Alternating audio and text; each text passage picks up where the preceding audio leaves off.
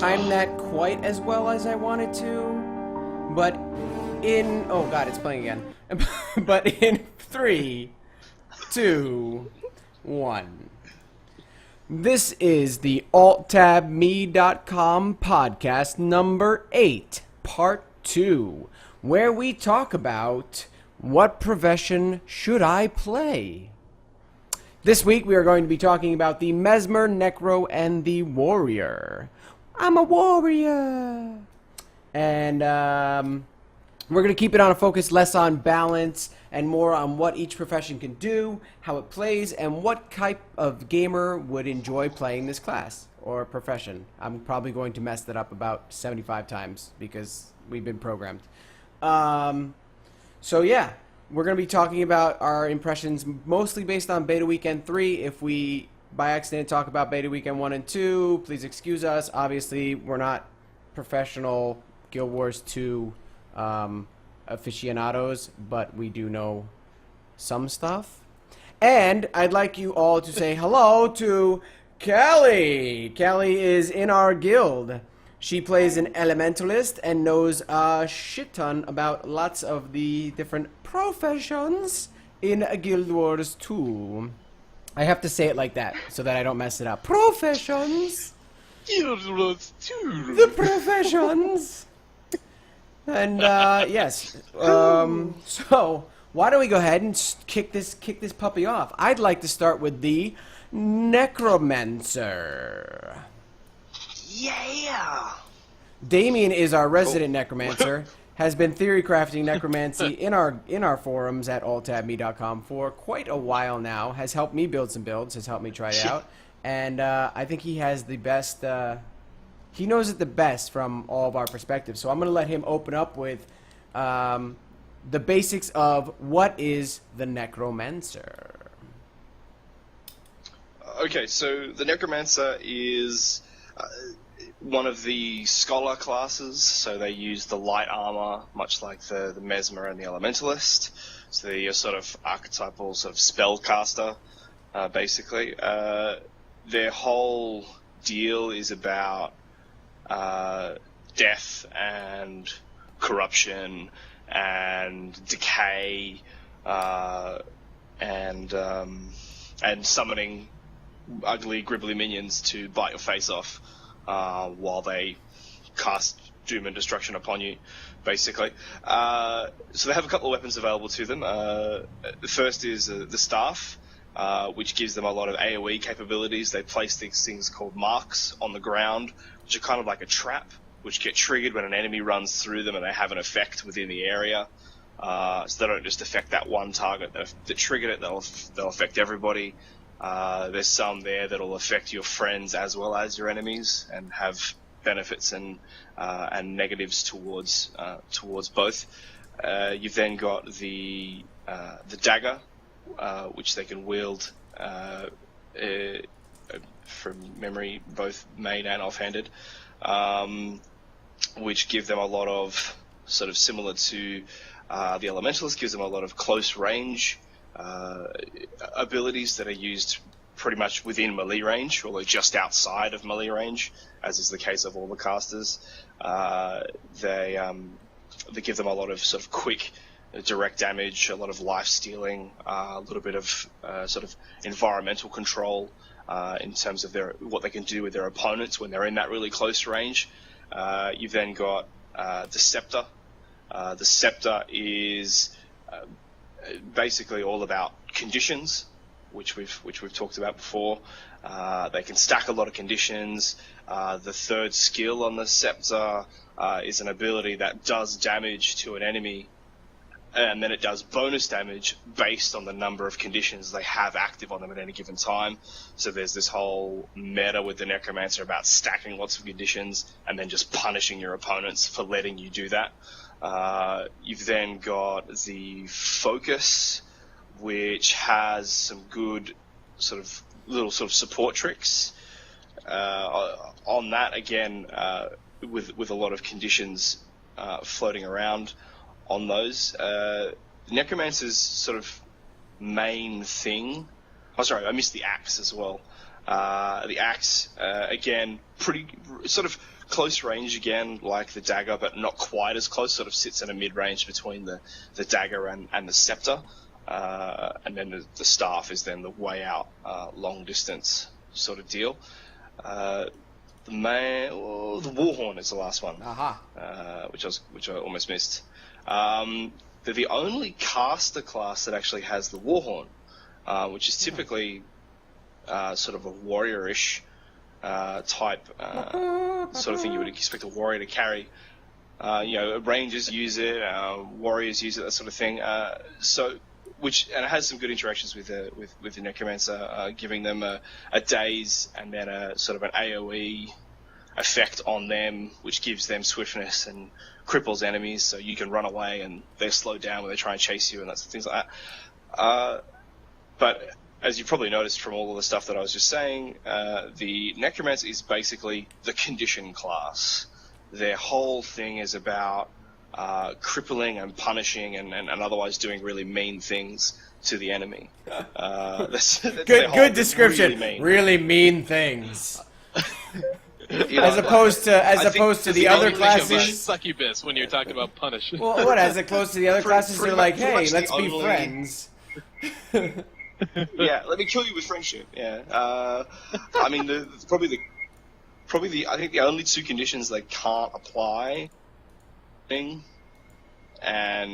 confusion because it's unique to the Mesmer, which we'll get to later, and burning, which the Elementalist and the Guardian and pretty much everybody else has access to in some way, basically. So the Necromancer has a lot of interactions with conditions. They have a lot of sort of, I guess, condition manipulation in their toolkit. What is the learning curve for, say, someone that would like to get into the Necromancer?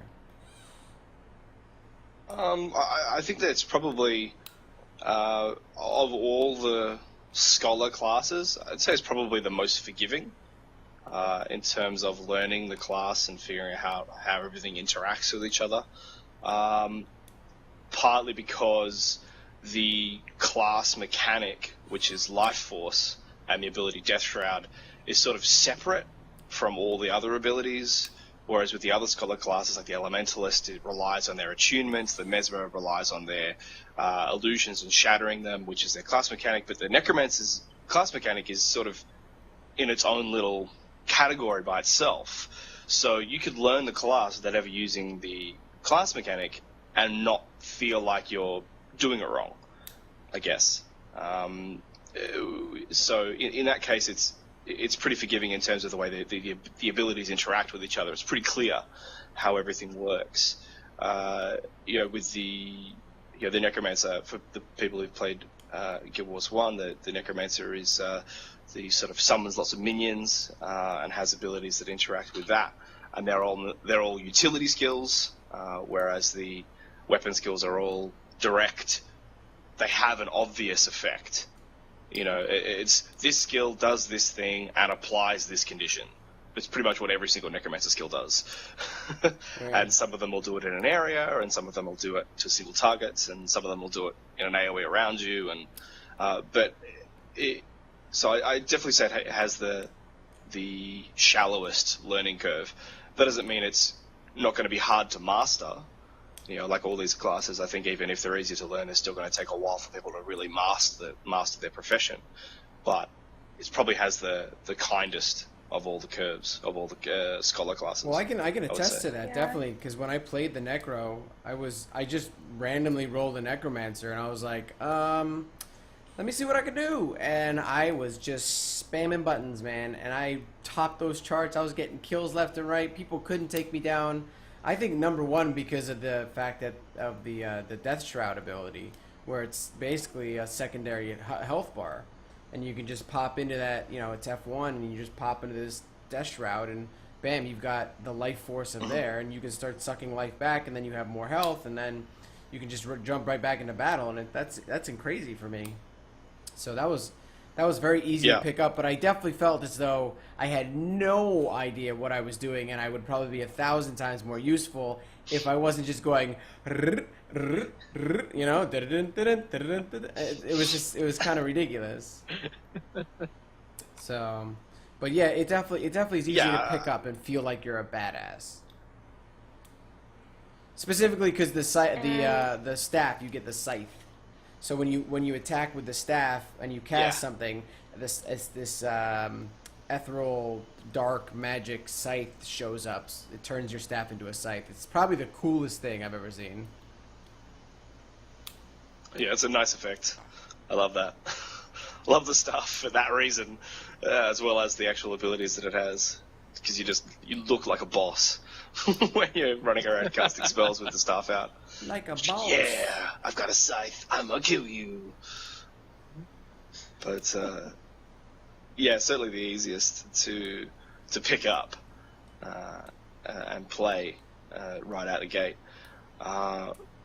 There's a lot of complexity to the class when you really get into where its interactions lie and where certain skills interact with other skills and things like that, and so you can get quite you can create quite complex builds out of the Necromancer, but I think that's partly because what the Necromancer does is so focused. They basically went, we want a profession that can just cause people to be in a world of hurt, not because they spike for huge amounts of damage, not because they run around with a... Bye, Bruce. Bruce was like, No, fuck I'm the back here. Necromancer. What His the? rage has gone to a new level. There he goes. Did you just rage on us? Bruce, did you just rage on the Necromancer? Were you like, I can't take any more of this it's shit. The, Fuck like, this internet- noise. Like, I did not. No. As much as again, Necromancer is not a class I enjoy to play, but I'm not raging nearly as hard as I did for the Guardian against the Necro, because I do not have difficulties killing any Necro. Well, the Necro and the Guardian are like arch enemies. One is conditions, one is boons. One turns boons into conditions, one turns conditions into boons. And it's like those two fighting each other is a fun, epic battle. So. Yes. I have to admit that probably the single funniest thing I've done as the Necromancer was in SPVP, and the Necromancer has an ability called Corrupt Boon, which you target an enemy with, and it turns all of their boons into conditions. Everything, all their boons become conditions, and the Guardian, as Tristan said, is extremely good at loading himself up with lots of boons. And there's a second ability that the Necromancer has called Epidemic, which is where you take a target and you spread all the conditions that are currently affecting them to all of the friends that are near them. So I at one point in SPVP, I see a group of 3 guys running at me, and I see this Guardian in the middle with all these boons on. I just go, "Ooh, this will be fun." Corrupt Boon. Epidemic. Now everybody has basically every condition possible in the game, all with the click of 2 buttons, which was pretty awesome. So suddenly they're all running slowly, and they're just like, their health just starts dropping, and it was good times. So you can do some really really seriously fun stuff with the Necromancer on that sort of scale.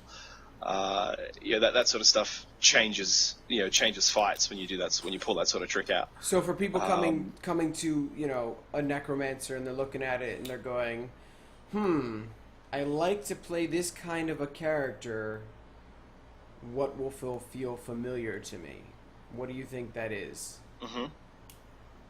I hate to bring up World of Warcraft, but I will. I guess the Warlock in World of Warcraft is probably the closest thing to the Necromancer, especially with the number of sort of damage over time effects that you can apply to your targets, which are your conditions basically. So people who like sort of doing that sort of not necessarily the big spike damage, but like being able to just sort of withstand a lot whilst just punishing the people who dare face you in battle kind of thing is probably the thing I would look at. But they sort of fulfill that sort of for the people who come from WoW, they'll scratch that Warlock itch I think, for the people who really enjoyed that class, of which there were many. So especially the Affliction Warlock is going to be a real one there. I think the other one is maybe it sort of fulfills a little bit of sort of the Death Knight as well, especially with its ability to sort of share the pain, as I've used a phrase before when talking about the Necromancer. So in those regards, they're probably the ones that people are going to go, yeah, that's my thing. You know, that's my scene right there. So yeah. I And I have to. Oh, go ahead, Callie. Oh, it's actually a typical Necro, so if you just only want to summon like undead stuff, you could just also make that kind of build, and it's actually really, really good, especially if you run like an Asura and they're really tiny, and you can hide inside of your little pets. That's true. I've actually run into that problem where I can't target the damn Asura because I'm not a tab targeter. I'm a click targeter, and yeah, rage on me all you want. And what the hell? Why is Guywind turning into a Jackson Pollock? What is going on? Oh my god, that is frightening. I don't even know. The different kinds of ways you can play a Necro. Those can be condition builds, which is like the World of Warcraft Affliction Warlock. And by the way, I don't mind the fact that we bring up World of Warcraft. You want to know why? Because so many people play it. It's a great place to base your ideas off of, and so people understand what you're talking about. Yeah, it's like it starts here, and then we're talking about this. It's a good reference point. Yeah. Then you can have the minions. You can have a minion-based one. I would never pick that because they're really ugly. But I guess for people that like Necromancers, that's perfect because they really are ugly. It's like giant zerglings following you around. And that's pretty good. Worm one is the worst one. Yeah, they're just... yeah, I think it's ugly. And the worm one is mandatory for a lot of the builds, too, because of all the healing, right? No, no, that's it's stationary and you could teleport to it. Oh, that one. Okay, I'm thinking the worm is the dangly thingy, not the actual floating, worm like, that comes out of the ground. Overlord? Yeah, the blood I thought that was... No. Okay, that's what it's called. Okay, it always looked like a worm to me, so when people are talking about the worm, I assume that's what they were talking about. I always thought it was a dance move. That's the blood fiend. Oh, there's so many pets. So many pets. The Necromancer has as all the professions have 3 different heal abilities. One of the Necromancer ones is a minion, which when it attacks, it heals you. But you can also then sacrifice it to give you a bigger heal when you need to, which is really kind of cool because it's an instant heal, unlike a lot of the heals which tend to have a slight cast time. So it's the sort of thing you can just sort of throw out in the middle of battle, but it gives you that weakness of people can focus your blood fiend and kill it, and then you don't have a heal, and you've got to then resummon it and then kill it to get the big spike heal out. So kill it dead. Yeah. So the Necromancer doesn't really have a big, certainly not with its utilities, doesn't really have a big sort of spike build in terms of being able to just go, I'm doing lots of direct damage to you really, really quickly. Trying to be Bruce. You're not doing it right. So the Necromancer doesn't really have any spike abilities, but they have a lot of... What's wrong, Callie? Support. What's utility. wrong? She's laughing too hard. Can you not... I'm just watching Callie on the screen. I think she's trying not to laugh. Show all this She's stuff. trying to be polite to not interrupt you, but go ahead, laugh, yeah. Let it out. Let Just it out. laugh. Here, we'll all do the best. We'll all do the bruise. Frick. Sorry, Damien. Go ahead. Oh man. They don't have a lot of spike potential, but they have a lot of Damage over time. I guess a lot of control. Yeah, a lot of damage over time and a lot of control, largely to do with conditions. Things like one build that I tinkered with was using a lot of utility spells that are called wells, which are usually centered on the Necromancer, but you can change them so they actually are ground targeted AoE effects, which have a constant effect for a period of time while the well is active. Yeah. Things like, every 2 seconds, allies within the area have conditions turned into boons, while enemies have boons turned into conditions and things like that. Things that blind enemies in the area every time it ticks, which is every 2 seconds, and those sorts of things. All the classes have the signets, and the Necromancer is no different. Sorry, all the professions have signets. God, I said it again. You have to do a profession. Which give you that, which give you some sort of passive effect, and then you can activate it for for it to go on cooldown and have a specific effect. My particular favorite is one called Plague Signet. Plague Signet, the passive effect is every few seconds it'll choose a random condition on a nearby friend and it'll drag it off them and place it on you, which sounds like a bad thing, but bear with me for a second. People go, why would I want conditions on myself? But there's a whole sort of meta in that one of the heals for the Necromancer is called Consume Conditions, and it does exactly what it says in the tin. It eats conditions that are currently on you to give you a bonus heal on top of what the baseline heal is. So if you've got, it noms on the conditions that are currently affecting you.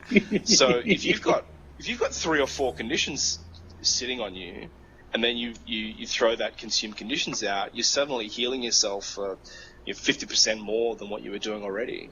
So you can get some really big heals out of that. I remember at one point being spiked down with lots of conditions. I think I had something like 7 or 8 conditions on me all at once. And I just went, oh look, my heal's off cooldown. No conditions, and I went back to full health pretty much. And then people were freaking out. Because I'm pretty sure it was when we were doing the guild stuff and someone was trying to kill me. They said, what the hell? Necromancer just went back to full health from nothing. And I'm pretty sure I cackled with glee at that point. He does. He cackles when he's playing. He does cackle. So keeping this a little, let's pull back a little bit here. Let's not get into too much detail on builds and stuff. I went a little bit too... No, it was interesting. That's why I wanted you to talk, because I like that kind of stuff. It sounds very cool. But so the play style, how does it differ in SPVP, PvE, and World v World? I mean, we've been talking about SPVP. It's very... the weapons are a big part of it, I think. Like, for instance, the axe. It may be a close-range weapon, but it still has distance. You don't have to be... It's not like you're holding a sword as a warrior and slashing. All of your stuff is still distanced a bit. And as a Necro, you need to be mobile. So SPVP is very fast-paced, and it definitely reminds me of the Affliction Warrior in WoW, where you're, you may not be doing a giant butt ton of spike damage unless you spec'd into that. But I think a very effective way is in SPVP is to be focusing on one guy, conditioning the crap out of him, somehow transferring it over to the other guy, but clicking on multiple people while your guys are face-to-face with them, and just causing havoc on them so they don't know what's happening. They think they're fighting one guy, but they're actually fighting 2. They just don't see you in the area. You're just dropping condition. And you're also making them fight with a handicap by placing so many conditions on them. That they either have to have a response to by removing them from themselves or having someone remove them for them, or they just have to sit there and wear it. Which is great because as the guy that's attacking them, you might have an ability that puts that condition back on them, and they're going to have to waste their cooldown for taking it off. And then, Necromancer is very good in a group. It's a very good group class. When it comes to... You want to say something? You know what? No, I was just agreeing. No. Oh, okay. Bruce, what are you doing? Anyway, I don't know. Gifts. No, I'm really. Then you've got your PvE, and I think the Necromancer plays well in PvE. I think their staff abilities are not as good in PvE. I think unless you're in a big group where there's someone that's going to be up front, kind of doing a lot of in-your-face kind of stuff. But I feel like the Necromancer plays better in PvE as a support the group kind of thing, if that makes sense. Damien, you want to expound on that? Or Callie, you want to expound on that? Yeah, it's Oh, Carly wants to do it. Go. It's more. If you play like a pet class, it's really easy in PvP because you just summon your pets and you just let them kill everything for you, and you just run around with your staff casting the big hand thing, #1 button. And All the time. That's all you do. It's, One. so that's it. Yeah. One. Well, you don't have to. You don't you have don't to even keep have to spam. like. Yeah, you don't have to even like run around or dodge because your pets are all in front of you and they're always attacking something. Just kind of sit back and just like a slash dance. Okay, all right. Well, see, one thing I'm sad you guys haven't brought up yet is we haven't talked about underwater weapons at all, but the Necro has probably the coolest underwater ability. You summon vampiric shrimp. Seriously. You summon a horde of Yes, shrimp. you do. They attack everything. They leech life, and it's just the silliest, goofiest ability I have ever seen. And it's literally just a giant swarm of shrimp, and they just go at something. And it's just, Yeah. oh my god, it was the silliest thing I've ever seen. Is just seeing vampiric shrimp. I mean, come on, It's you could have made it like a piranha or something. It's just shrimp. Oh, they get piranha at one point. One of their abilities, but yeah, the number 3 skill on the spear, Deadly Feast, which gives you swiftness and summons a swarm of vampiric shrimp that siphon health from nearby foes. It's fantastic. I think thing in the world. I think I love we've it. just convinced at least 20% of the population of Guild Wars 2 to play the Necromancer right there. Oh my god, I want vampiric shrimp. Seriously, it's a good ability. It really is, but it's just so goofy. So I mean, basically, like, you in see the a lot of the demonic. in the PvE, you're gonna get a good feel for.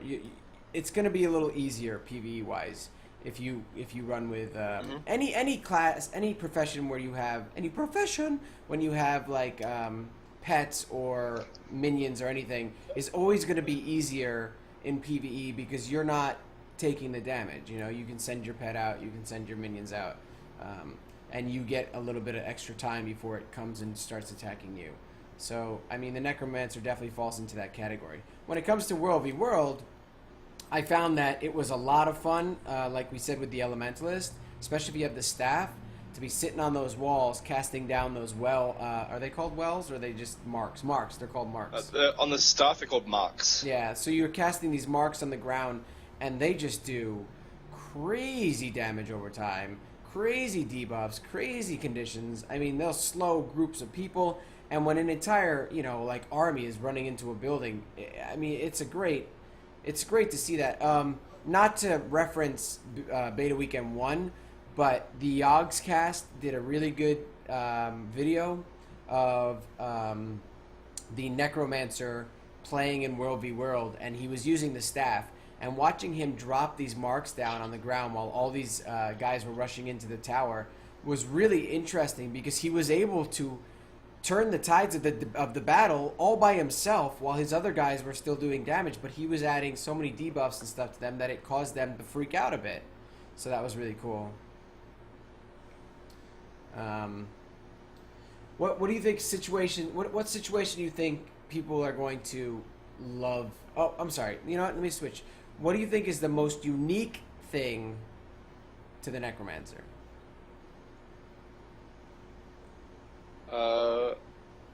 I'd probably say the level of control over conditions that they possess, because I don't think any other profession has that degree of command over those conditions. Sure, all the professions can apply them in some degree, and some of them have abilities that can affect them in some degree, but the Necromancer basically has almost every single ability aside from the minions. Pretty much every single ability that they have has some sort of interaction with conditions. See, that's definitely on a profession based look. I'm talking more about as a person that's coming into the game and they're going, what makes the Necromancer unique? And I think that my answer to that would be the Death Shroud.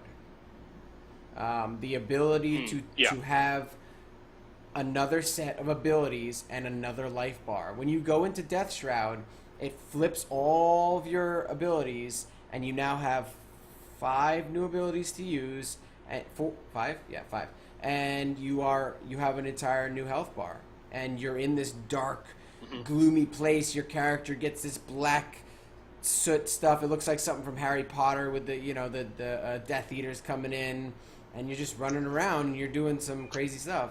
Yeah. So I think that's definitely one of the most unique aspects of the Necromancer. Yeah, I mean, it is their unique profession mechanic, which is Life Force and then Death Shroud. So Death Shroud is, as Tristan said, it's an F1 ability. Unlike all of the professions, they're always on the F keys. You can switch into it by killing enemies, and some of your abilities give you Life Force. It fills up a bar above your weapon skills, and as it gets higher, eventually the Death Shroud ability will unlock once you've got enough, and then from any point after that you can trigger it, and it'll just reduce over time, as well as being a secondary health bar. It's used to be from the early beta weekends. It was your maximum life force was equal to your maximum health. They've changed it now, so it's about 80% of your maximum health. So if you've got, if you're in PvP and you're max level and you got 20,000 hit points, then it's going to be 80% of that is your life force bar. So that's an enormous amount of health to be able to have to burn through if you're fighting them, to give you that sort of extra bit of toughness, as well as the fact that there are a lot of abilities that can increase your durability while you're in Death Shroud. So suddenly you just become this brick wall of a Necromancer that they just can't burn through, because you're stealing health from things and you're making people have fear and are away from you, and doing all sorts and you can teleport around and with Dark Path and things like that. You can also use it underwater, and it has different abilities underwater again. So it's probably where some of the learning curve for the Necromancer takes place, is knowing when is the right time to use Death Shroud, and when's the right time to hold off and keep it for that clutch time when it's really going to make a difference. I think the Necromancer is a very good all-around profession. I think someone can come in to the Necromancer and there's something for them to do in all aspects. I think that on the pro side, it's easy to pick up and just kind of jump in. On the con side, there is definitely a higher learning curve when it comes to figuring out when to time your condition-based abilities. And I think also one of the negatives is that you have to look at the timer on your bar a little bit more than other professions. I think it's because you're trying to time each skill so perfectly sometimes that those countdown timers are a lot more important on a Necromancer than they are on some of the other professions.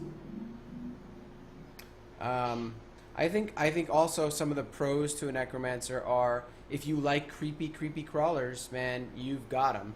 They really did a good job at making the Necromancer feel evil. It feels like it's from the dark side. It feels like you're summoning evil minions. Minions are not like, something that you'd want to turn into a plush toy and put on your bed. They're creepy. They've got, mouths that are just Some people would shredded open, Yeah, some people might. Like Callie might have a couple. But they're definitely creepy, and they give off that vibe very well. I don't know if there's anything else that I'd say that really points out as a pro or con. I think the con for some people is people might expect to go into it as expecting to do tons of damage to everybody, and all at once, and that's not what they do. That's not their thing. So if you go into it expecting that, you're not going to get that. They don't have that real ability to just go, rah, take this giant punch of damage all at once. Roar. I mean, they definitely, Yeah. There's no. even if you're not doing well, they definitely stay alive the longest out of all the professions. Yeah. You're going to have a lot of Yeah. utility if you time it right to stay alive longer than everybody else, even if you're not doing that much. So, Callie? Yeah.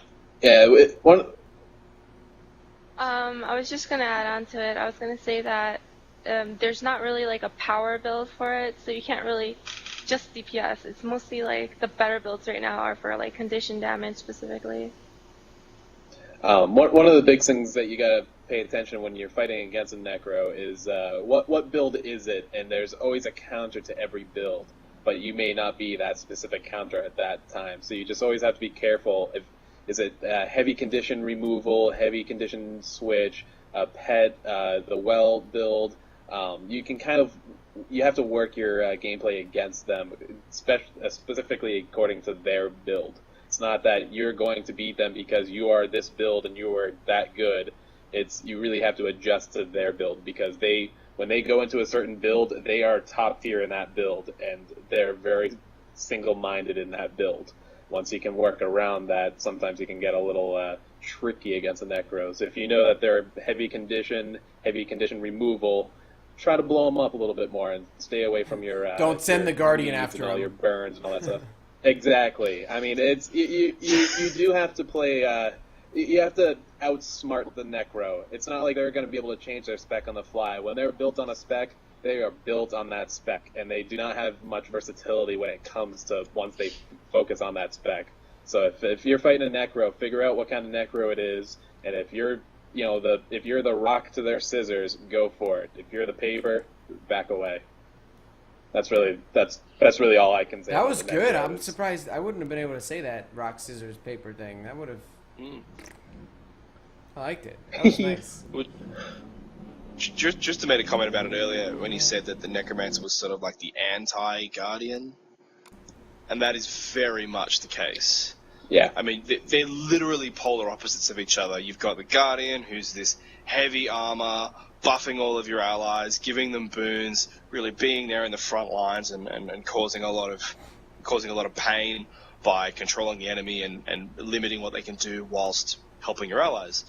The Necromancer does the reverse of that. The Necromancer's the scholar class with the light armor and the lots of spells and lots of punishing the enemy and doing bad things to them and stopping bad things from happening to your friends by taking that bad stuff to yourself, so that you're the one who's suffering from that as opposed to them. So it allows them to be better by you taking on whatever's hurting them, and then being able to manipulate and play with that. So they are very much the anti-Guardian in that case. They've got some nice Damien. elites too, where they can be giant lich form. There's a lot of cool stuff that they have. Where Yeah. you it looks very cool. You'll like it. And I think I want to wrap this up now because we're going on this guy for a while. But the idea here is that if you want to play a Necro, I mean, there's a million reasons to, but one of the main things that you should take a look at is if you like having pets, because that is a major build if you're going to make a build for one. A minion master, and you should also like doing conditions and damage over time, because that's also a major build. If you're maybe someone that's more into straight on DPS, getting in the face of others and stuff like that, the Necromancer probably is not the class for you.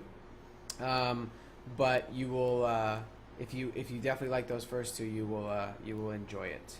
So, moving on, let's talk about the Mesmer. Butterflies. Butterflies.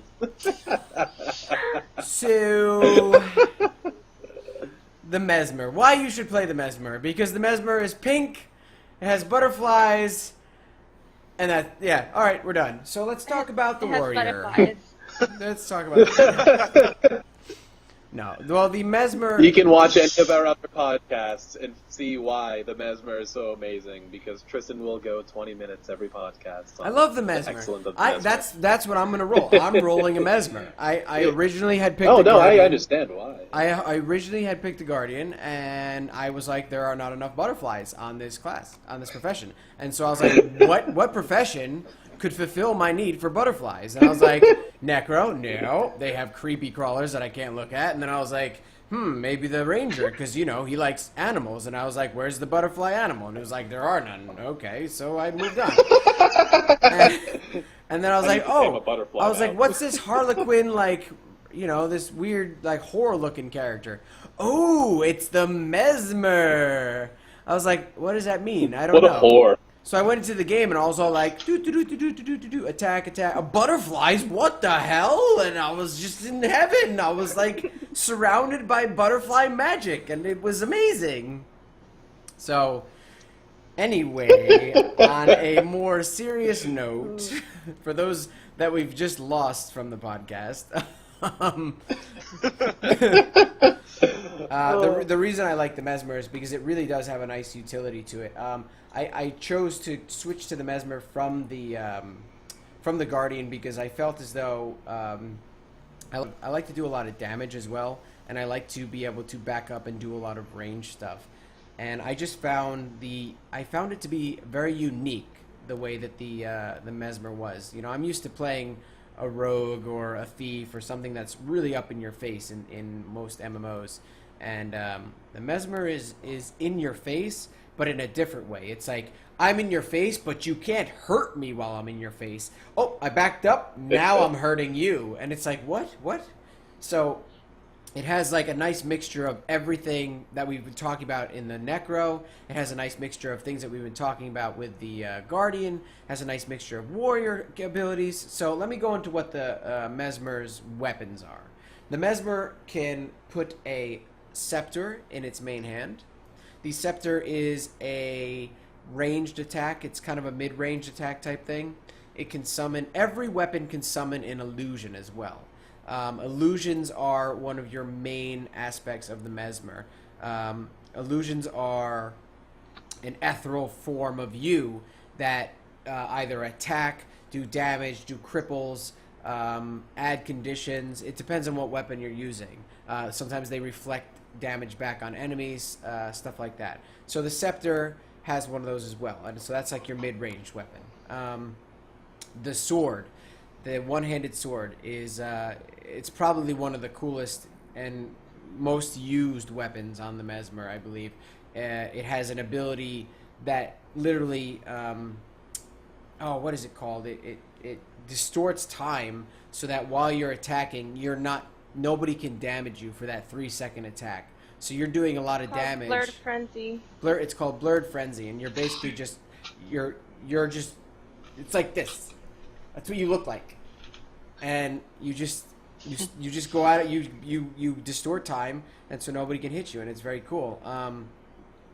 It also has, if you can have 2 swords at the same time, and then you can summon a secondary illusion that does sword attacks, which I didn't know. I have not tried that yet. I played the Mesmer for 2 weekends straight, and I had no idea that you could have 2 swords because I'm dumb. That's it. That's all. We gave you so much shit for that too. There are players out there right now who are going to demand that Tristan hands in his Mesmer membership card. I had no idea. Welcome to the Mesmer Country Club. We were just talking on Mumble one day, and someone just mentioned offhand sword ability, and Tristan's like, "Wait, what did you just say? Sword offhand?" It's like, "Yeah, you didn't know? I had no idea you could do that." Oh, it was so funny. Oh, that's a gift. That's a gift right there. Okay, oh, fuck. You can go back and talk what you're talking. For those who are wondering what we're talking about with gifts, if you go to alttabme.com, we've made memes of Bruce. If you go to the memes are in the off-topic section of alttabme.com. Check it out. You can see Bruce making ridiculous little expressions turned into gifs. Okay, so if you want to see that. Luckily, off-topic is locked. No, as long as they sign up, they can see it. Oh, fuck. So use them, spread them around, put them on the internet. They're very funny. Anyway, thanks. The Mesmer also gets. The Mesmer has a very unique selection of weapons, which is very cool because she doesn't use. I say she because I'm a she. Wait. Never mind. The Mesmer. Sorry. The Mesmer doesn't Tristan, use. is there something you want to reveal to the stream right now, live, to everyone? He is so pretty, though. I would not be surprised. Would not be surprised. And look at his butt, too. He's got such a woman's butt. I believe that's also in the off-topic section. I think so. Yeah. Yes, it is. All right, let's get back to Mesmer here. All right, Okay. Mesmer, female. Mesmer. All right, let's go. So the Mesmer also gets a pistol offhand, which summons a pistol illusion. Once again, we're sticking with this whole illusion thing. And it also does a really great stun, or it has a three random attacks. I'm not going to go into detail of every single attack on these. I'm just kind of giving you the idea of what you can equip if you are playing this profession. You can also have the focus and the torch. The torch is more of a defensive ability weapon because it makes you go invisible, and it also is it's used for up close and personal combat. The focus is based more on helping your team to catch up to the enemy and helping yourself disappear from the enemy. Then you've got the two-handed weapons, which are the staff. The staff does a lot of AoE effects where it makes a thing called Chaos Storm, and this thing just drops random conditions from hell. The idea here is that you want to stand in your own Chaos Storm, get boons onto yourself, because it'll just give you random boons, and if someone's fighting you up close, they are going to get a ton of conditions on them, and it's one of the most powerful abilities that the Mesmer has. It's also great in PvE because it works on multiple mobs. Then you've got the two-handed sword. This is more of a single-target weapon, although they did do some tweaks to make it a little more multi-target and a little bit more supportive. But the difference between let's say, a Guardian using a two-handed sword and a Mesmer is that the Mesmer... What is the word I am looking for here? The great sword is a ranged weapon. Yeah, but it Beam? No, but it holds it. It makes it so it telekinesis? it gravitates. It sort of levitates. levitates It the levitates it levitates this giant two-handed sword It just goes, into "Giant your hands, laser!" and it's like a giant laser beam. So the two-handed sword is a ranged weapon. What? Mind blown. It's so blown, cool. man. I was just like, butterflies, ranged greatsword, what else do I need? So, it's got a lot of those. It's got there a are lot people of right now who've just gone, I'm playing a caster with a greatsword. It is, it just makes you feel epic. It definitely makes you feel epic. And then it's got aquatic stuff. People might not like the aquatic weapons because one of them, the main number one attack is musical notes. Which I personally like that because actually, I think it's pretty, but it's let me tell you this. If you're going to pick a Mesmer, you better be damn secure with your masculinity or you better be a girl. Otherwise, you're screwed because this is the girliest class you can pick regardless of what you do with it. I mean, if you're playing a human male, number one, they already look like they're effeminate, and you are a Mesmer casting musical notes underwater in your little water suit, you know, it's not gonna fly well with your friend. I just had the thought of Little Mermaid, like Mesmer running around. I'm totally gonna make a female Mesmer and name her Ariel now, and just make her long, flowing red hair and just stay underwater all the time. I don't know. I pictured like that was my thought process. Anyway, That then they've got some cool skills. They've got some of the unique things that go with a Mesmer are the ability to portal your team from one place on the map to another. So let's just make an example here because I find that the Mesmer okay. First, let me take a step back. I get excited. The Mesmer is definitely one of the most difficult professions to learn. It was the last one announced, and when they were announcing professions, they said they were going to announce them in difficulty level. They were not joking.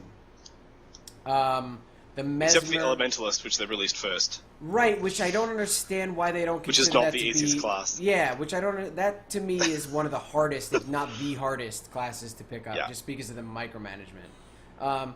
But the Mesmer, because it's so unique in terms of, I've never really seen this before, unless you played a little bit of Guild Wars 1, but even then it's still a little bit confusing. It has glamour skills, and you're like, what the hell is a glamour skill?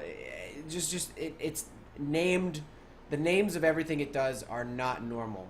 And so the learning curve for the Mesmer is definitely going to be up there on the list.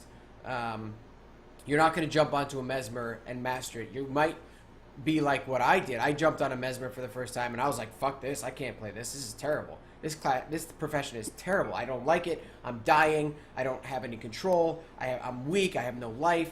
And then I took a second to actually like figure out what everything meant, and I was like, whoa, I actually have a lot of control and a lot of abilities to like control my, do what I want.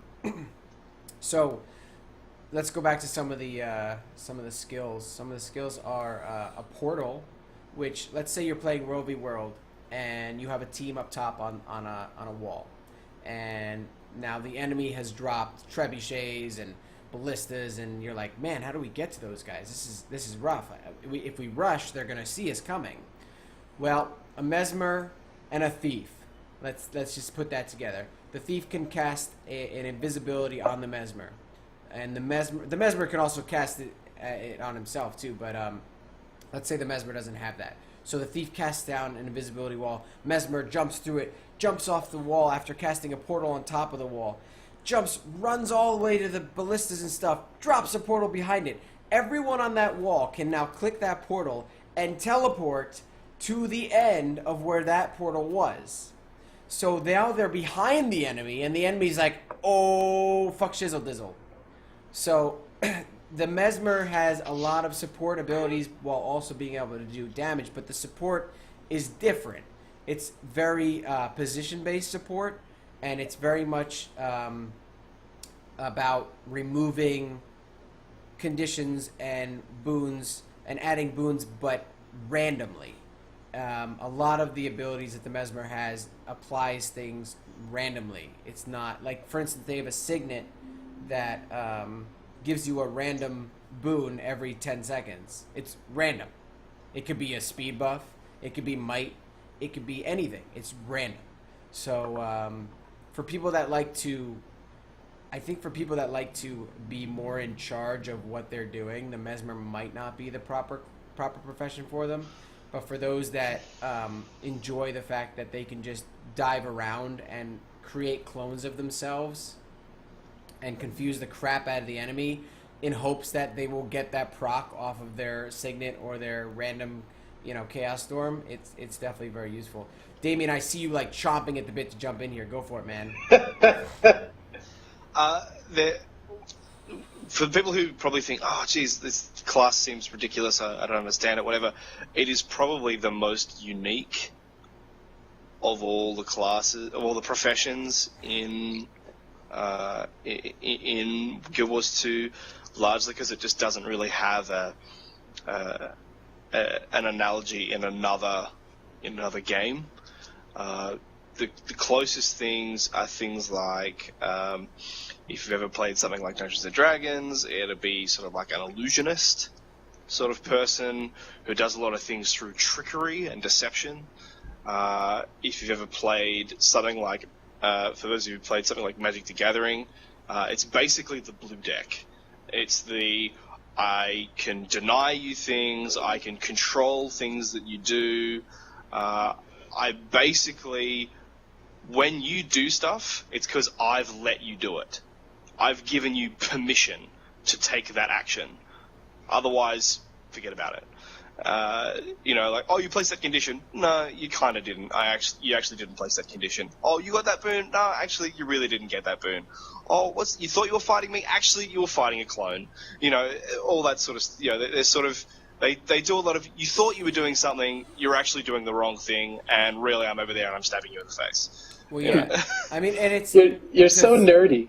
I love that you. was Thanks. a great analogy, by the way. Like for all the Yeah. geeks that are listening to this, that was awesome. That was money right there.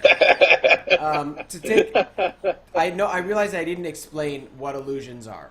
They come in three forms. Let me explain something to everybody. If you go to guildwars2.com, I have it up on my other screen. I'll pull it up for a second on the stream itself, so you can just take a look at it real quick, just so you get an idea of what I'm looking at, because it's very helpful.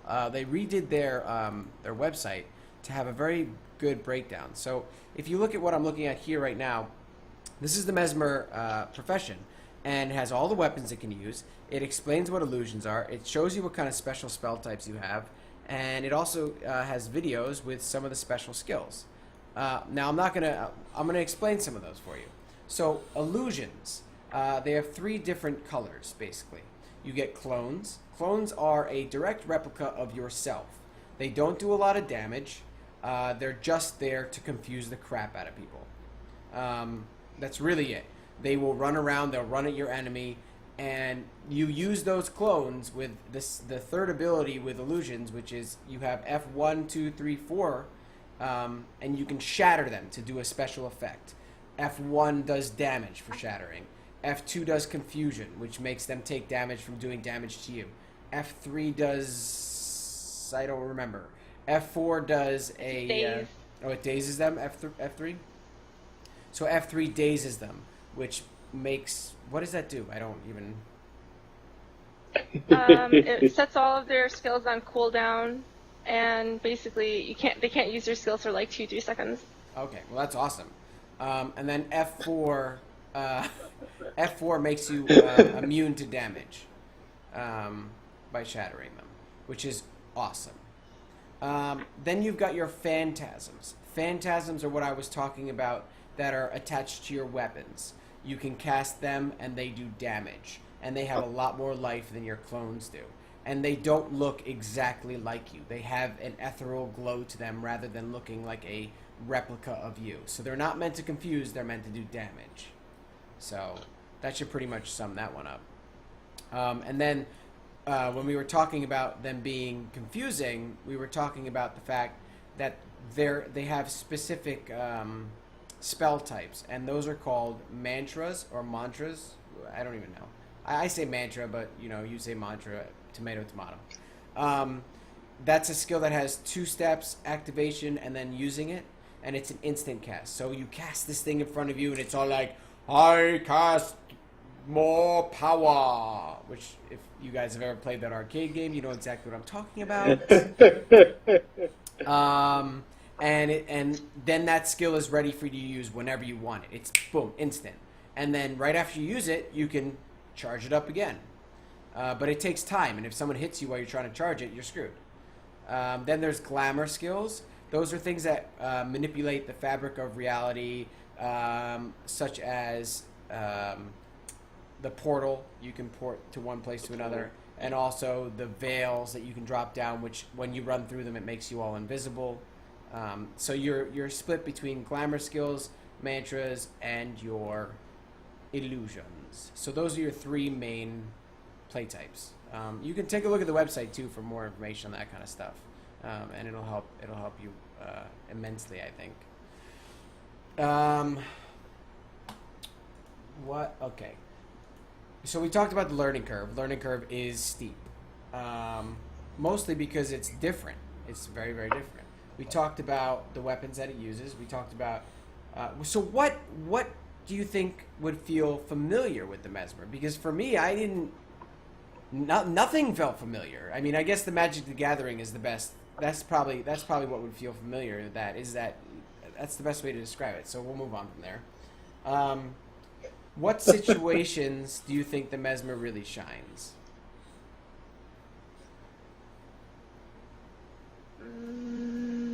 I'm letting somebody else take the answer. And like, if you have large battles...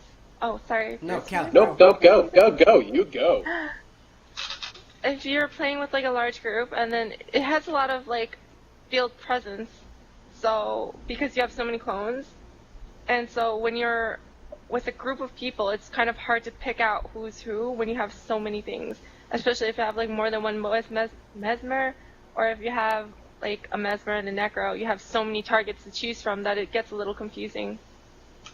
I think that's the main thing with a Mesmer, is the idea of a Mesmer is to confuse the crap out of your enemy. To the point where I think the reason I didn't like the Mesmer in the beginning is because when I was playing in SPVP, I had this trait that if I dodged, it summoned a Mesmer, a clone. I'm sorry, it summoned another clone of myself, and so I'm standing at one of the points, and I just have peripheral vision of the guys next to me. I'm like, cool, I got like 4 guys next to me, so I rush in there and I turn around and I realize everything I had just seen was my own clones, and they had 4 people. So not only does it confuse your enemies, but it also confuses you if you don't know what the hell you're doing. That's awesome. And I'm pretty sure that's when I awesome. rage quit the game and I was like, fuck Mesmers. Oh, like that. Just like Bruce just did. Yeah. Rage quit and just left. I hate Mesmers. Was God done. dang it. Gone. I was just so pissed. I mean, I was Alright, laughing at Brave myself too, but Guardian, oh man. and Mesmer.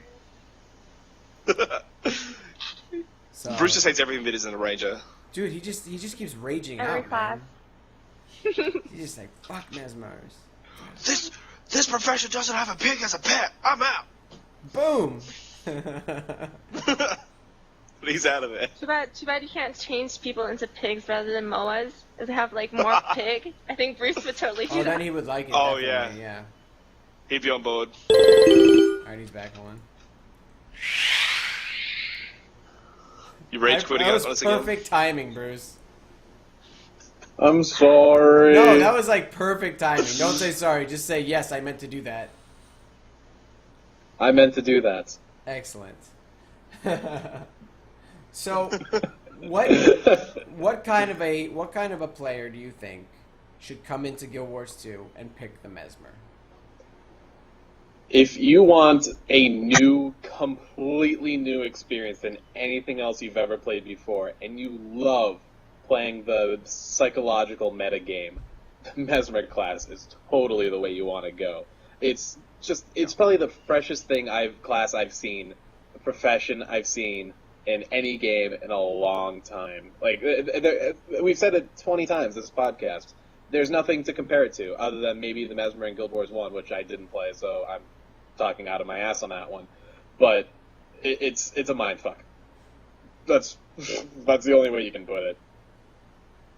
And butterflies. Mesmer in Guild Wars 1, so Mesmer in Guild Wars 1 is completely different. Like, you were more concerned about, like, making the other person make a hard decision, like whether or not to cast their spell, because if they cast it, they're going to hurt themselves, or that. But this game is, like, a lot different from the Mesmer of Guild Wars 1.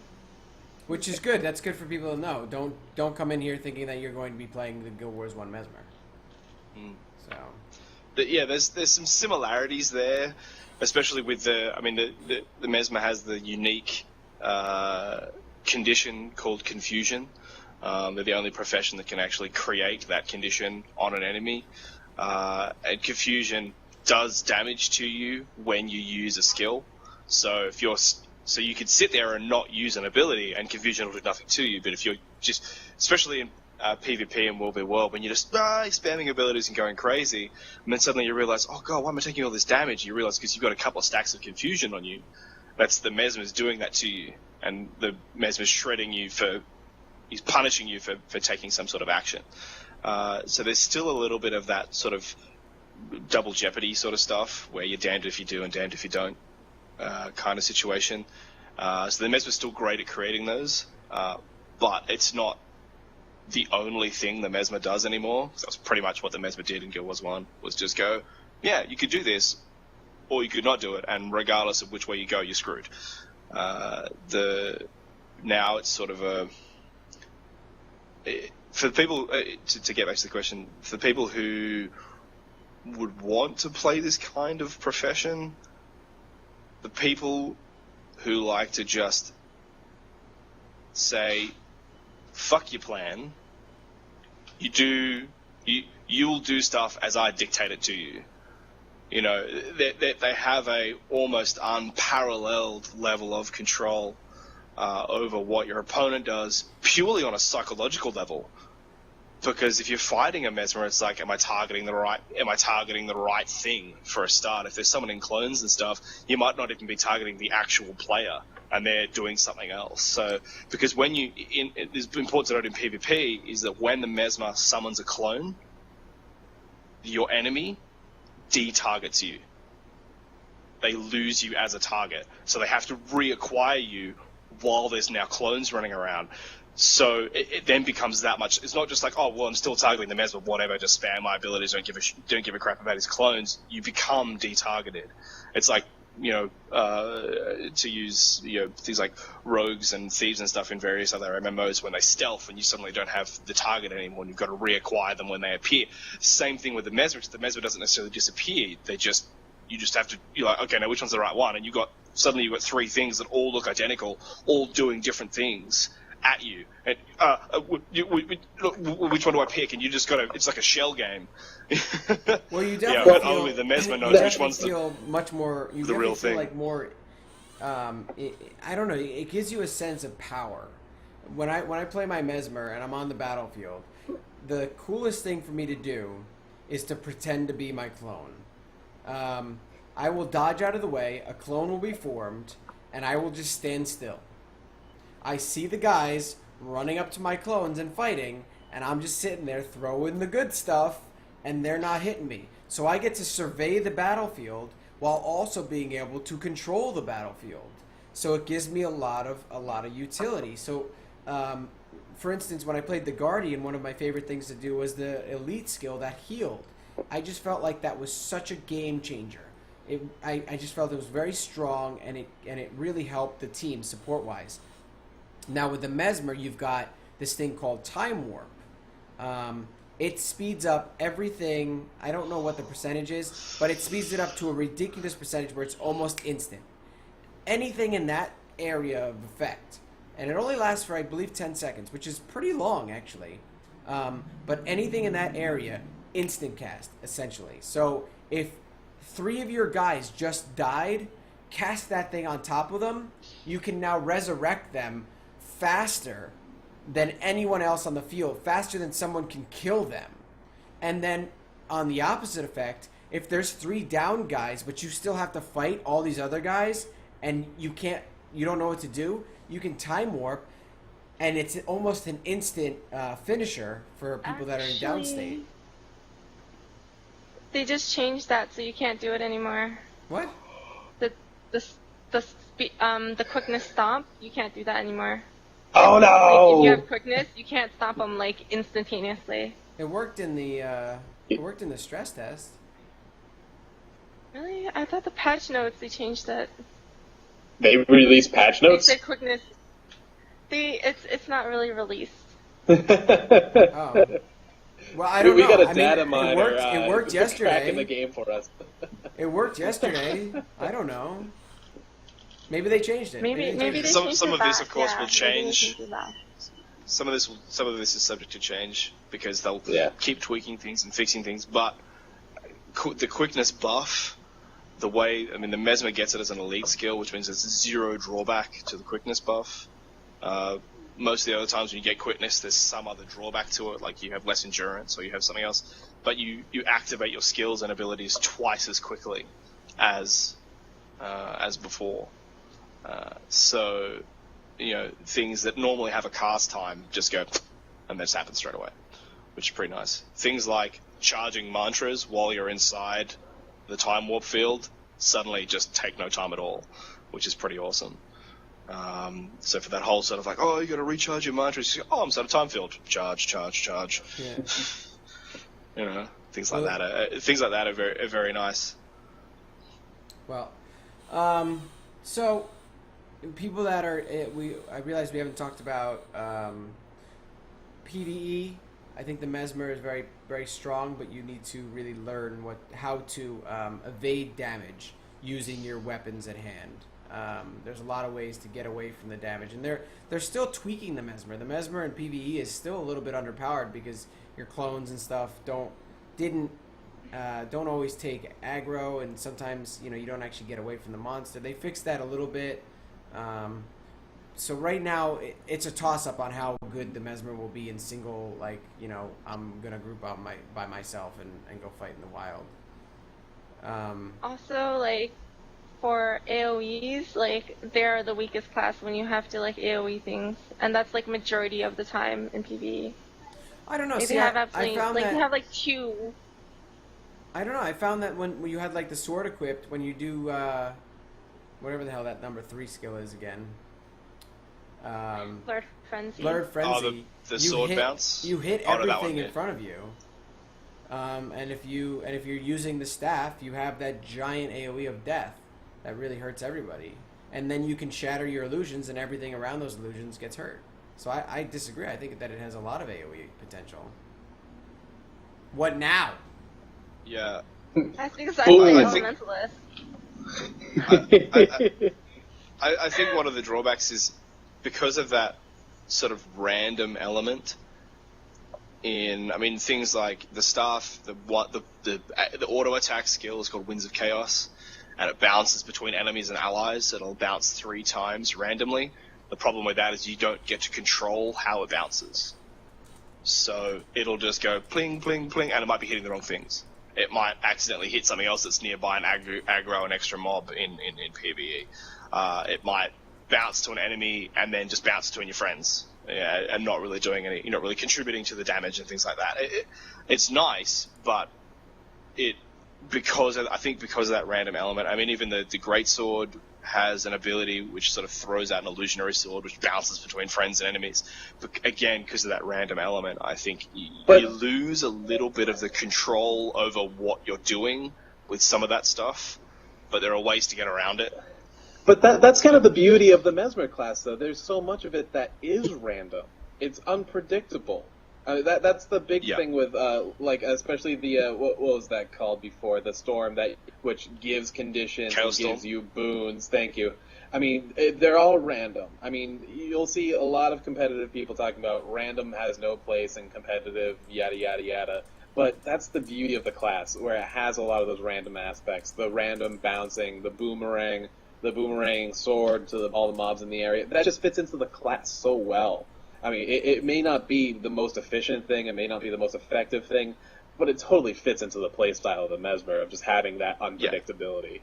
So it's really hard to argue against it. Yes. So I really can't knock it for that, because it just fits the class so well. And World v World, I think the class Profession. is... I think the profession is very balanced. I think that you have a lot of things you can do, and I think you feel very useful. There was a moment in World v World, and I've told the story a million times on the podcast already because it's my favorite moment in the whole world. There's this thing called mirrored feedback, and it casts a dome over what you targeted on. And I put a mirrored feedback on a cannon that was almost dead, and this thing shoots a cannon, but I guess it used an arrow explosion or something that did an AoE explosion. And all you see is thousands of numbers pop up, and this cannon just blows itself to shreds. And I was just like, yes! Best thing ever! Yeah. But there's things like that could really turn the tides for you, and it's nice to feel like you're useful, and also able to sit in the back and go plink, plink, plink if you want to, And if you don't dance, and if you can't dance, then you're no friend of mine. So just remember that. I do want to bring up one last point, though, on the Mesmer. The beauty is the randomness, and the beauty is the mind-blowing of the illusions. That's also kind of the drawback for some of this PvP stuff. We mentioned earlier the shell game. You got 3 shells, one's the winner. Guess what? If you're picking that winner, that Mesmer is not really going to be around too much longer. So you'll see a lot of inexperienced Mesmers that they're trying to play off on the illusion, and you can kind of tell which one's the illusion and which one's the Mesmer. So some of the inexperienced Mesmers out there, definitely start copying your Mesmer. Stop copying your illusions. Don't just assume that they're going to be amazing, and because they do have a stop for a moment, and I can see you running back there. they're going to be coming after me 9 times out of 10. And if I see you running away, guess what? I'm going to ignore your little illusions. I'm coming after you. So that's just tip number 1. You know, really, if you're going to follow that illusion mind play and that mind blowingness, you really have to sell it. And I think that's why Tristan does really well on that, because he's so used to that drama, that theater, that he knows how to react exactly to how the illusions will be. Yeah, I'm good at acting like I'm good. It's perfect. But he's terrible. And then I'm like, oh my god, I got a random crit. Woo! But yeah, it's definitely Fake it till you something make it. you have to be aware of. Yeah, but I'm just All I'm a good liar. That's it. So anyway, you know, I think that sums up the Mesmer. I think we have talked this one in the ground. If you have any more questions, go to alttabme.com and ask us on the forums. We have profession forums. We have all that kind of stuff. Also, check out Guild Wars 2 Guru. There's a lot of helpful videos and stuff on there. Sometimes you get trolled if you don't, ask the right question. Like, they'll be like, oh my god, search the forums. But a lot of the community there is extremely helpful and extremely nice, and you should check them out. Random plug, just yeah, moving on. So last but not least here, the Warrior. I'm not gonna lie, playing against the Warrior, I want to stick needles and hot pokers and evil things into my eyeballs, because I swear to God, if I get hit with that blades of whatever the fuck you just died so quickly thing again, I'm gonna kill myself. But Callie, you played the Warrior, right? A little bit. I know how it works, and I know how to dodge the 100 blades skill you're talking about. Can you that give you us? apparently can't dodge. Can you give us the intro to the Warrior, the basics of the Warrior, like the weapons that they get and stuff like that? So Tristan this week The is Bruce. Warrior basically gets to use all the weapons other than the staff and I think pistol. I think the rest of the weapons they could use. And the short bow. Oh yeah, and the short bow. Your class skill is called Adrenaline, and you gradually build it all up over time depending on your attacks and how much damage you take. And a lot of the times it's basically like your rage bar from other games. And there's one skill ability for each weapon, and each one does a different thing. Like Axe's main hand would have like Eviscerate skill, which deals a lot of damage, but it's a charge up, and you basically jump at your target and hit them for a really huge load of damage. The Mace one basically has fully charged. It's like a 4-second stun. I'm not sure if they changed that or not, but it stuns them for a really, really long time. And the rifle one has a kill shot. It's like a long range charge up. You basically get down on the ground, you kneel there for like 3 seconds, and then you pop off like a large damage shot. I'm not exactly sure what the other ones have.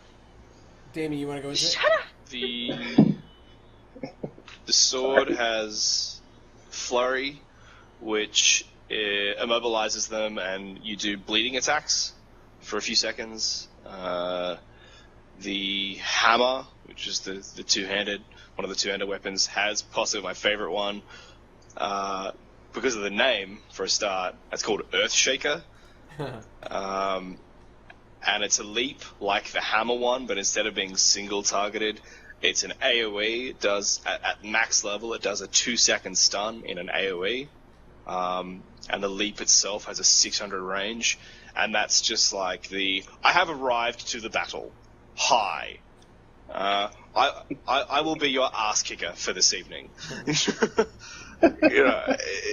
the sort of thing that just makes people go like, whoa, okay, stuff just happened.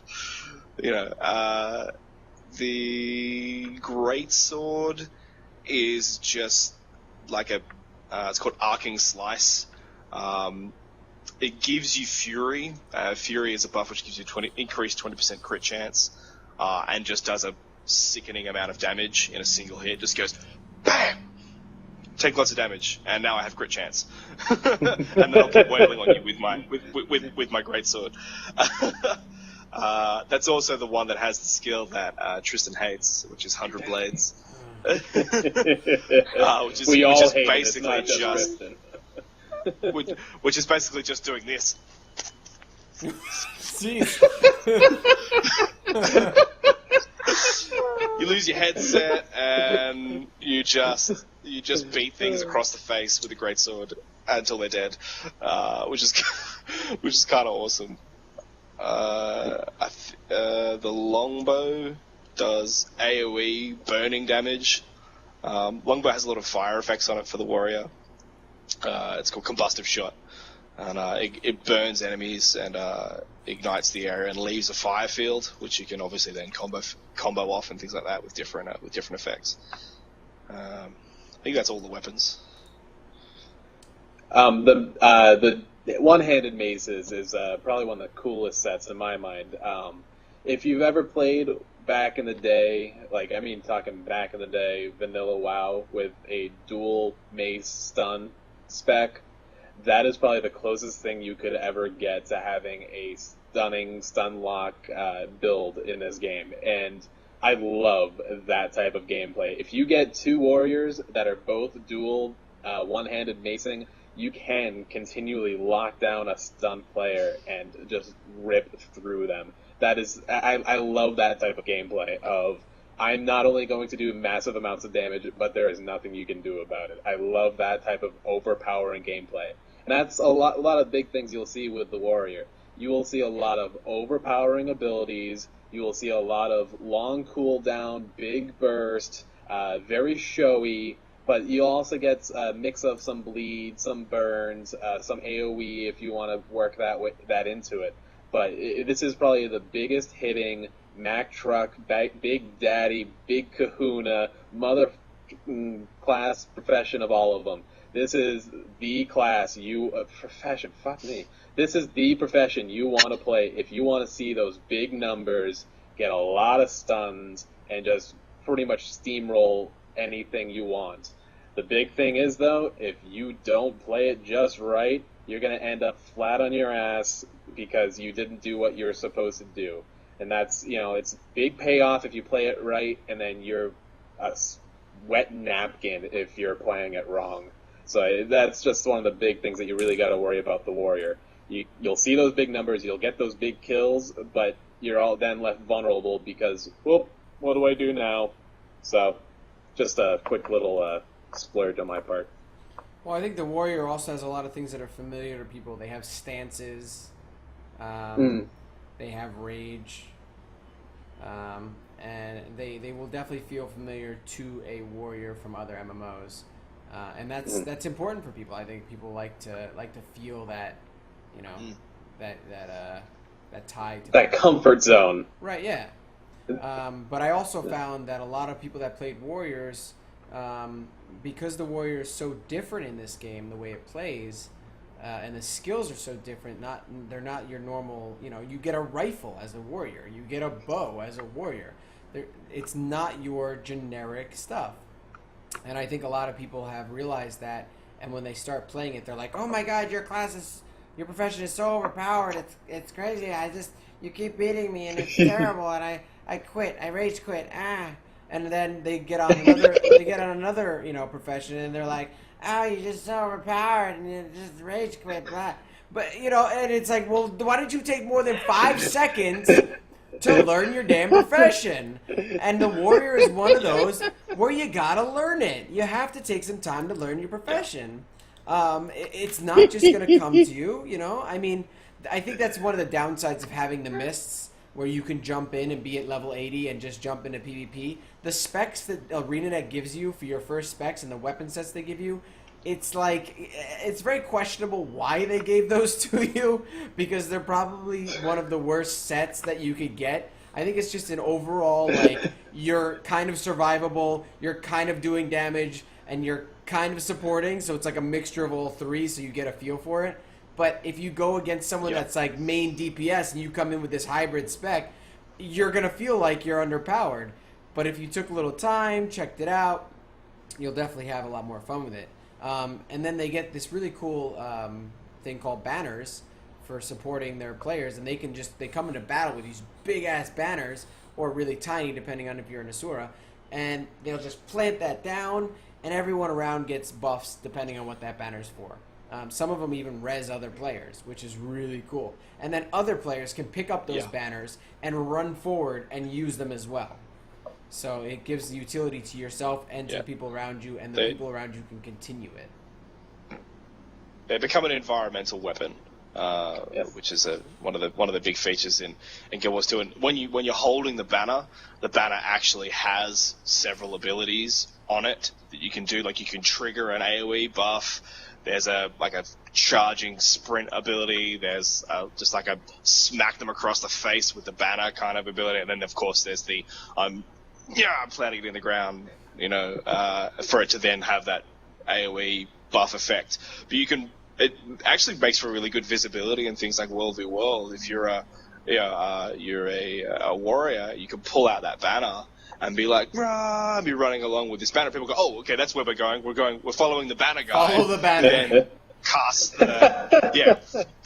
the AoE swiftness thing so that everyone's running really quickly as you charge along with this banner, and you get to the banner, and then you pull out your weapons and just jump into people's faces and cause people to be in a world of hurt.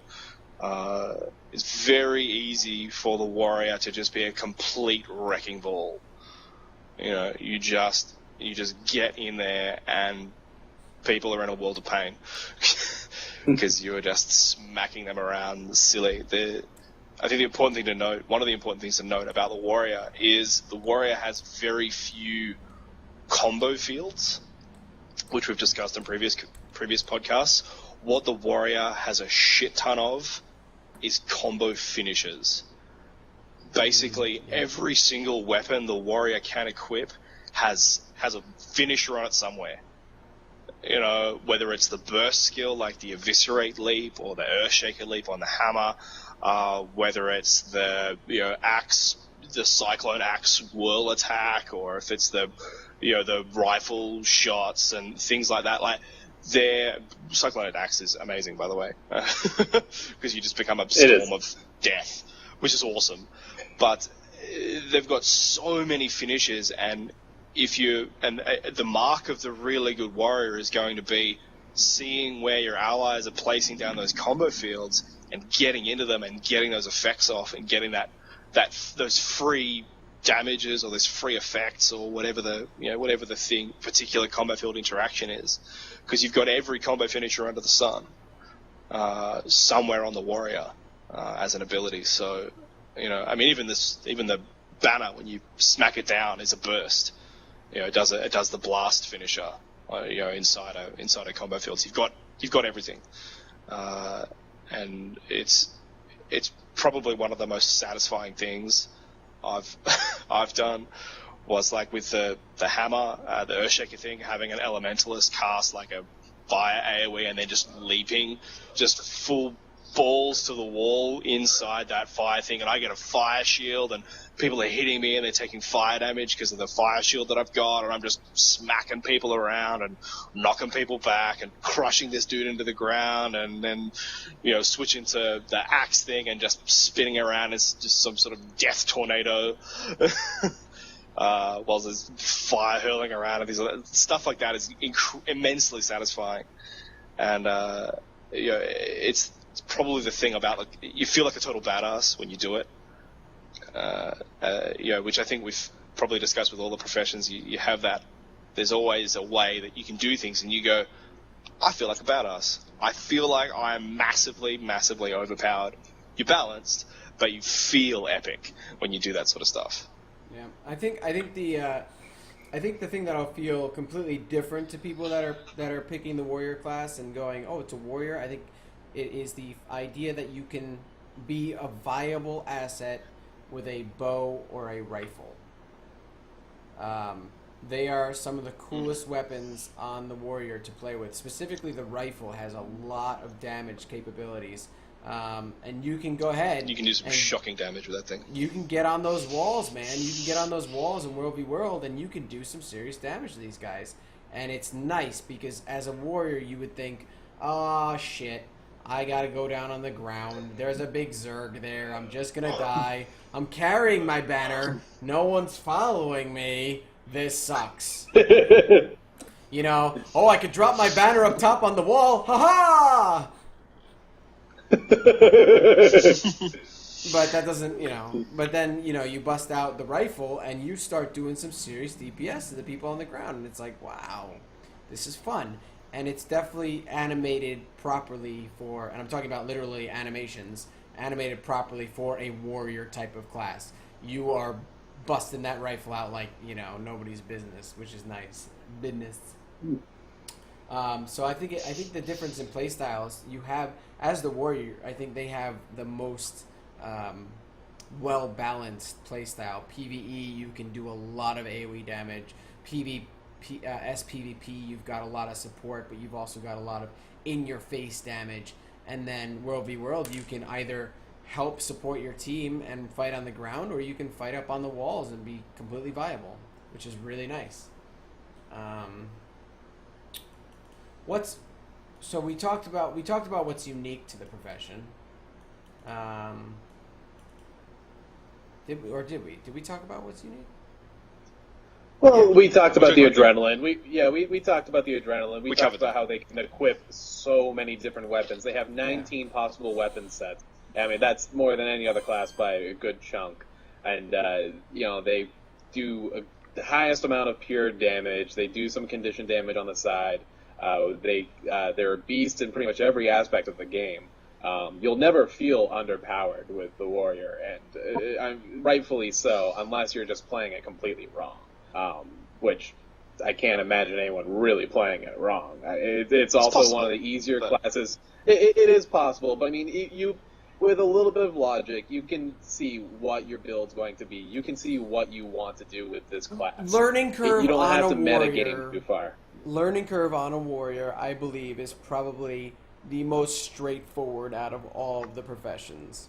If you want to jump into Guild Wars 2 and you want to be like, okay, I need to get a grasp on this, I need the most experience under my belt from playing other MMOs, the warrior is the place to go, in my opinion. Agreed. Oh, completely. Yeah. Yeah. So,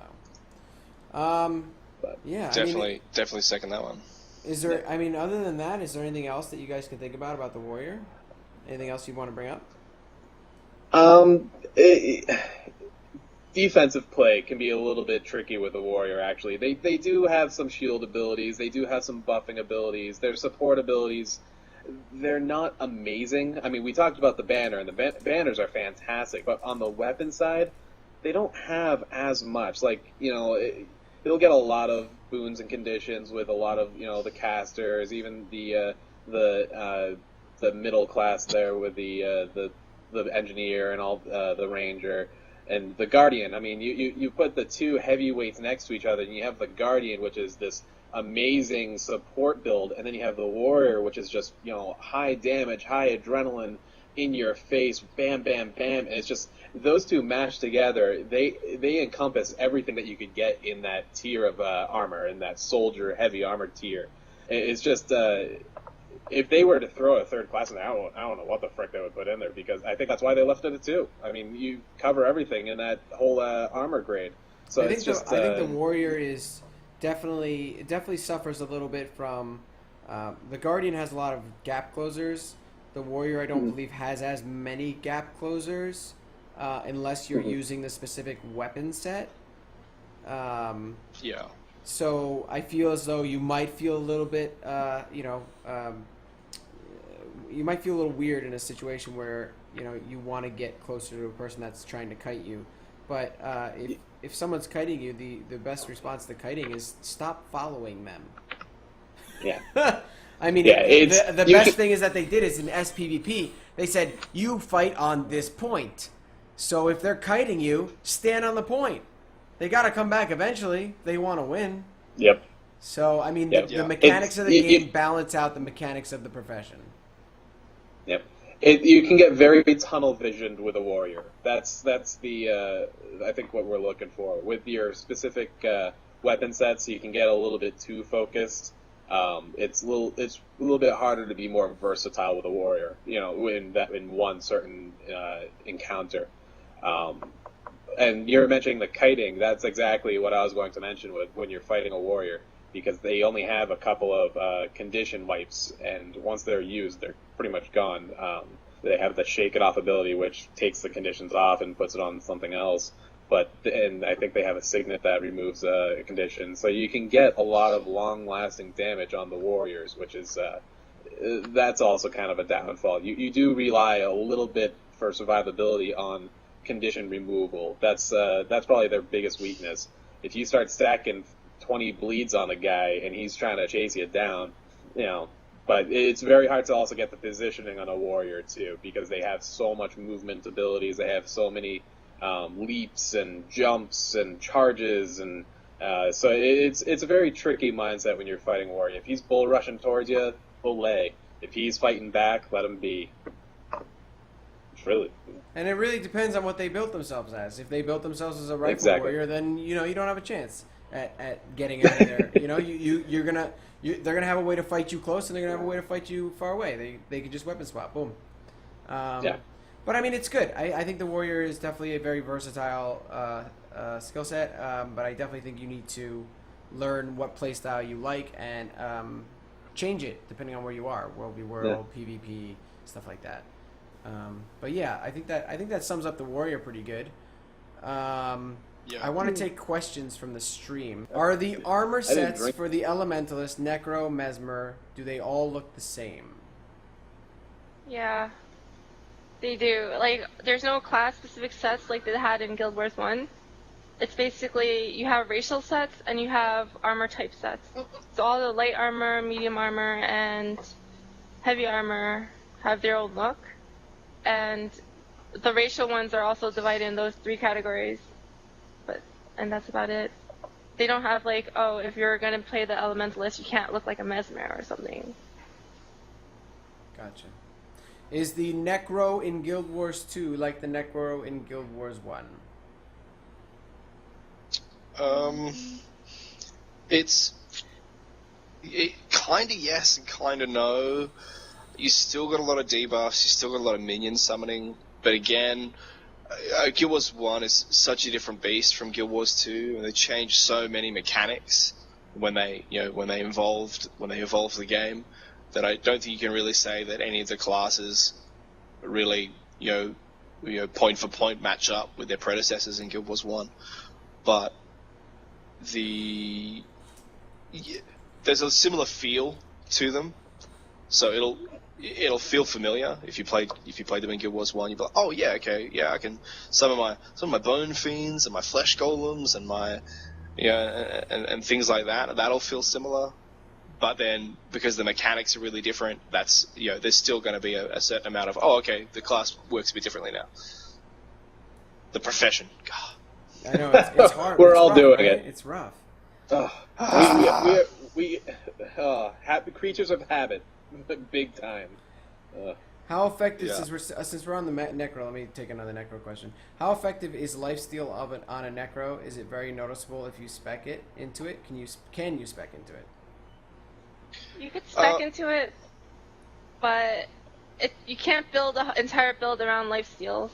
Like, it's not actually viable at this time because the lifesteals are so little compared to how much HP you have that it doesn't really heal that much. And what heals you the most ends up becoming like the sigils that you put on your weapons, and that one ends up healing you way more than like constant little tiny life taps. I also think low-level Necro, not talking high-end structured, but I think leveling Necro will see a big boost in healing abilities with the lifesteal, since the life pools aren't that large, and you can see some good survivability. At least you won't have as much, can't really say downtime because you instant heal anyways, but you won't have to really worry as much about it when you're leveling on the Necro if you're doing PvE. Yeah, the lifesteals got hit with the nerf stick a little bit by ArenaNet, because they were so strong early that you just couldn't die, because people would hit you and you'd be like, I'm just stealing health. Can't kill me because I heal faster than you can kill me. So they hit it pretty hard with the nerf stick, particularly between Beta Weekend 2 and 3.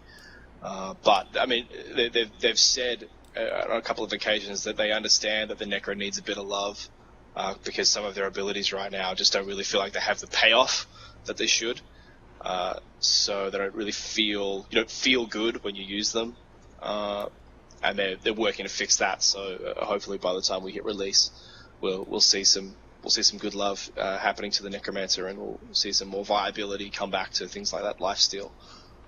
How much control over your illusions do you have compared to the Necro and the Ranger? Well, I think that's a viable question, because in the beginning you had very little control and it was very frustrating.